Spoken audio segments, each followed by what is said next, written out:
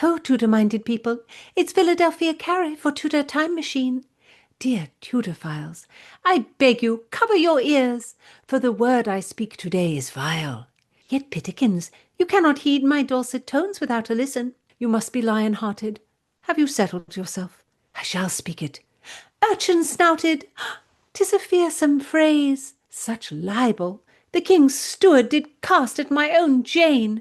The vast cruelty! She was drinking milk, as well she might, and he did come upon her and name her an urchin-snouted poacher. Why, he may as well call her a witch. For indeed to be called urchin-snouted is to be called a hedgehog.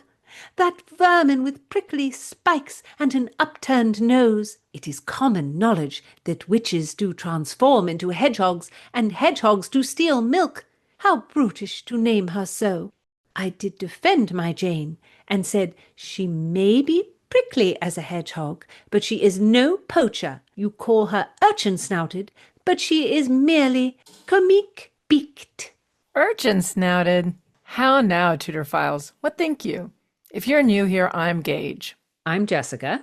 And we're here with Philadelphia Carrie for Tudor Word of the Week. Don't miss a word, and listen to Tudor Time Machine's Out Brief Candle podcast, in which I solve a bloody murder at the Globe Theatre. Listen on Spotify or your favorite streaming service while you are gadding about avoiding the hedgehogs. And listen on YouTube and give me a like. Tudor-philes are an amazing bunch. Every one of you has the brain power of Portia and the courage of Cleopatra. Philadelphia, can you give us the spelling of urchin-snouted, our word of the week? It is spelled Urchin-snouted.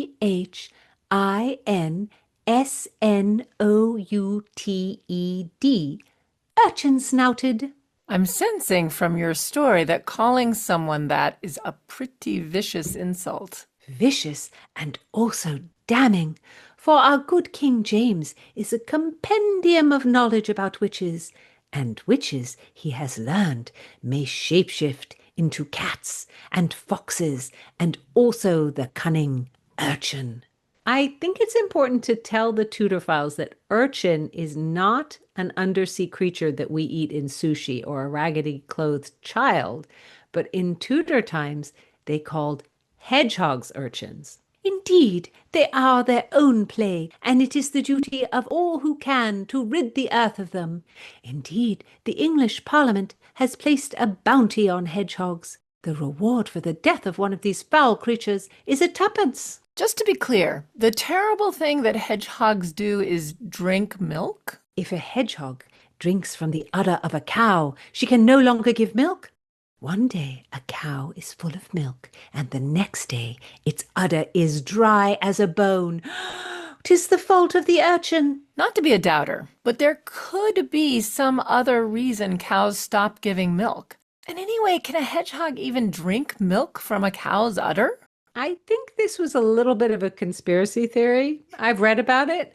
Believe it or not, hedgehogs are lactose intolerant, so they wouldn't want milk. And physically, of course, they're not equipped to take milk from the cow's udders, as if the cow would let them anyway. This was just a superstitious explanation for the reason that one day a cow had milk and the next day they didn't. And you have to wonder, like, who made this up and how did it spread like wildfire? But there you go, it did.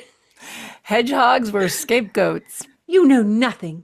Even if hedgehogs are not witches themselves, they are demonic spirits and witches' familiars who do as the witches bid. I don't know. They are awfully cute for all this evil intent. Well, Shakespeare didn't think hedgehogs were cute. In his poem Venus and Adonis, the goddess of love Venus falls in love with a young man, Adonis, but he's killed by a wild boar.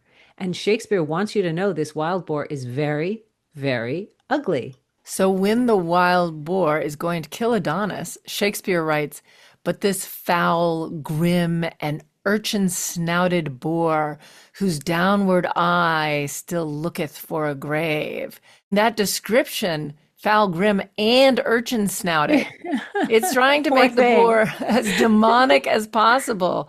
Yeah, I don't think of an urchin-snouted boar as that scary. I think of it as like a cute hedgehog, but beauty is in the eye of the beholder. So true. And I behold a hedgehog to be hideous. Do you pod ladies know nothing? I must ever return to order your minds. So give heed, bring some 16th century sauce to your vocabulary with the cruel jibe, Urchin Snouted. Listen in next time. Don't miss a word. Subscribe on YouTube and give me a like.